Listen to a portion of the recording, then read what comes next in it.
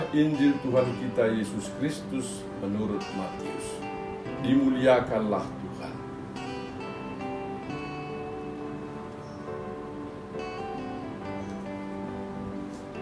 Setelah Yesus tiba di daerah Kaisarea Filipi, ia bertanya kepada murid-muridnya, "Kata orang, siapakah Anak Manusia itu?"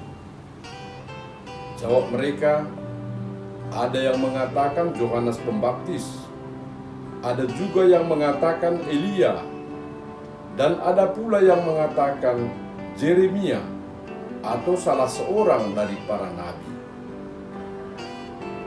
Lalu Yesus bertanya kepada mereka, "Tetapi apa katamu, siapakah aku ini?"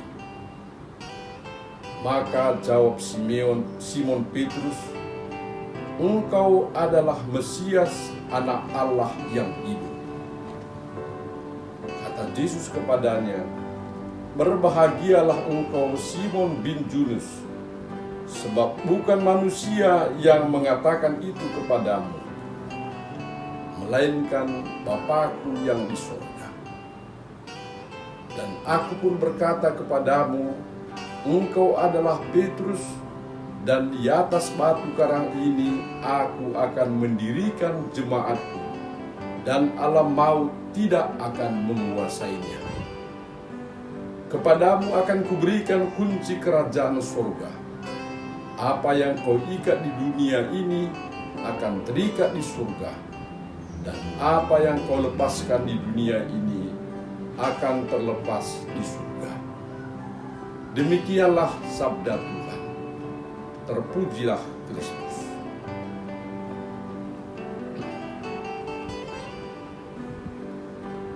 Saudara-saudara yang terkasih dalam Tuhan kita Yesus Kristus, hari ini tanggal 22 Februari tahun 2021, gereja kita merayakan pesta tahta Petrus Rasul. Kepemimpinan gereja kita diserahkan kepada orang yang percaya Yesus itu Mesias, Anak Allah. Tadi kita mendengar bagaimana muda-muda Yesus bertanya kepada murid-muridnya, "Kata orang, siapakah Anak Manusia itu?" Rasul-rasulnya menjawab macam-macam ya. Mereka bilang, ada yang mengatakan Yohanes Pembaptis, ada yang mengatakan Elia, ada yang mengatakan Yeremia atau salah seorang nabi-nabi. Jadi Anak Manusia itu yaitu utusan khusus Allah untuk memimpin bangsa Israel. Siapakah itu? Kata orang, yaitu tadi ada yang bilang Elia, ada yang bilang Yohanes Pembaptis dan sebagainya. Sekarang Yesus tanya kepada murid-muridnya, "Tapi kamu apa katamu? Siapakah aku ini?" Disitulah Petrus tampil menjawab, "Engkau adalah Mesias, Anak Allah." Yesus tahu pada waktu itu, saudara-saudari, bahwa pernyataan seperti itu bukan dari diri Petrus, tetapi Allah sendirilah yang memampukan dia bisa membuat pernyataan seperti itu. Allah Bapa di surga sendiri yang sudah memampukan Petrus membuat pernyataan itu. Engkau adalah Mesias, Anak Allah. Maka kata Yesus kepada Petrus, "Berbahagialah engkau, karena bukan manusia menyatakan itu kepadamu, tapi Bapa-Ku yang di surga. Dan engkau Petrus, di atas batu karang ini aku akan mendirikan jemaatku. Aku akan mendirikan gerejaku." Jadi Yesus Putra Allah ya mendirikan gerejanya di atas pemimpin yang istimewa, Petrus yang percaya Yesus adalah Mesias, Anak Allah. Nah, saudara-saudari yang terkasih dalam Tuhan kita Yesus Kristus, jadi kepemimpinan gereja dipercayakan kepada Petrus yang menyatakan Yesus adalah Mesias, Anak Allah. Dan Petrus inilah yang menjadi paus yang pertama, yang memimpin sinode yang pertama di Yerusalem tahun 49 Masehi. Dan dia mewartakan Injil, ya, kabar gembira tentang Yesus Kristus itu sampai ke Roma, pusat pemerintahan Kekaisaran Romawi pada waktu itu. Dan pada waktu dia harus dihukum mati, ya, Petrus dihukum mati untuk mempertahankan imannya itu, ya, di kota Roma. Dia mengatakan, saya memilih untuk dihukum mati dengan cara disalibkan, tetapi jangan seperti guruku, karena aku tidak pantas meniru cara Yesus disalibkan. Biarlah aku disalibkan dengan kepala aku terbalik. Maka Petrus disalibkan dengan kepala terbalik di kota Roma, saudara-saudara. Dan sekarang di situ didirikan gereja Katolik yang sangat megah dan besar, Gereja Santo Petrus di Vatikan Roma. Dan kalau kita turun dari gereja itu ke lantai bawah, ya, di bawah gereja itu ada jalan dan kita melewati makam-makam para paus. Salah satu di antaranya adalah makam Santo Petrus Rasul itu. Dan inilah gunanya ziarah, saudara-saudari, ya. Kalau kita ziarah, kita makin menyadari bahwa iman kita itu bukan hanya karangan, bukan hanya cerita, tetapi kita akhirnya melihat kenyataan bahwa gereja kita, ajaran gereja itu didukung oleh data-data sejarah.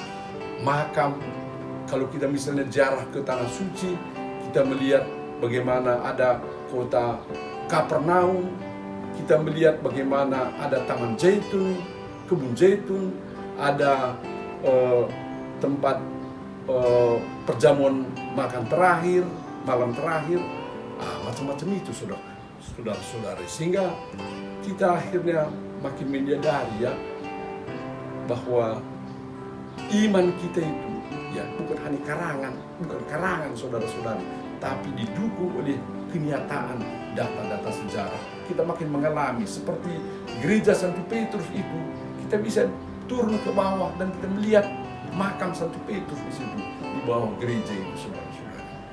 Dan nggak mungkin itu karangan-karangan, ya kan? Karena kalau dari dulu misalnya itu tidak betul, ya sudah banyak orang protes, nggak benar itu kata mereka. Tapi dari dulu itu sudah dari turun-temurun. Lalu sekarang kita lihat bagaimana, bisa kita lihat misalnya kalau kita di Roma, ya, kita bisa membeli juga satu satu lembar itu yang ada di situ silsilah siapa paus pertama, siapa pengganti Petrus dan penggantinya lagi sampai sekarang ke 200 sekian kepada paus kita sekarang, Paus Fransiskus. Dan lengkap bisa kita lihat dengan tahun-tahun pemerintahan kepausannya, saudara-saudara. Jadi itu semua sangat membahagiakan kita, ya, bahwa kita menganut satu agama yang sungguh-sungguh didukung oleh data-data sejarah. Nah, saudara-saudara yang terkasih dalam Tuhan kita Yesus Kristus, marilah kita secara khusus pada hari ini, ya, mendoakan para pemimpin gereja kita supaya mereka sungguh-sungguh tetap teguh percaya Yesus adalah Mesias, Anak Allah, dan supaya sungguh-sungguh mereka itu mengamalkan apa yang dikatakan Petrus tadi di dalam bacaan pertama, ya. Saya baca kembali 1 Petrus bab 5 ayat 2 sampai 3. Ini nasihat Petrus kepada para penggantinya, para penatua pemimpin gereja. Gembalakanlah kawanan domba Allah yang ada padamu. Jangan dengan paksa, tetapi dengan sukarela, sesuai dengan kehendak Allah. Dan jangan kamu mau mencari keuntungan, tetapi dengan pengabdian diri. Janganlah kamu berbuat seolah-olah kamu mau memerintah atas mereka yang dipercayakan kepadamu. Tetapi hendaklah kamu menjadi teladan bagi kawanan domba itu. Jadi pemimpin-pemimpin gereja kita, saudara-saudari, berat tugasnya. Mereka harus menjadi teladan. Di tengah masa hedonisme sekarang ini kan, tantangan yang luar biasa zaman modern ini, sangat berat tantangan itu untuk para pemimpin gereja kita. Ya, sampai sekarang kita dengar juga ada beberapa pastor, imam kita yang menjadi korban nyawa gara-gara kebencian dari pihak tertentu. Karena mereka mewartakan kebenaran, mewartakan kabar gembira kerajaan Allah, saudara-saudari. Jadi mereka itu ya mengajari kita tentang iman, mengajarkan iman kepada jemaat, kepada kita semua. Tetapi mereka pun membutuhkan doa-doa kita supaya mereka teguh percaya dan mewartakan Yesus itu adalah Mesias, Anak Allah. Seperti yang diimani dari awal oleh Petrus yang membuat ia diangkat menjadi pemimpin tertinggi gereja kita. Amin.